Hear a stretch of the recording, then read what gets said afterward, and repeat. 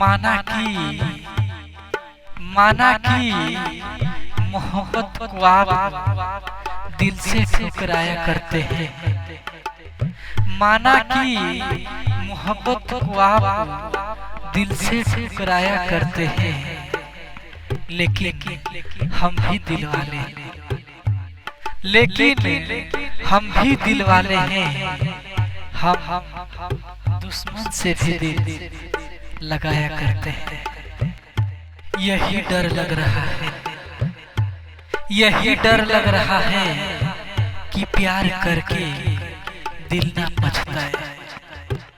यही डर लग रहा है कि प्यार करके दिल ना पछताए। मेरी नाजुक जवानी, मेरी नाजुक जवानी कहीं दर्द की दुनिया ना बन जाए।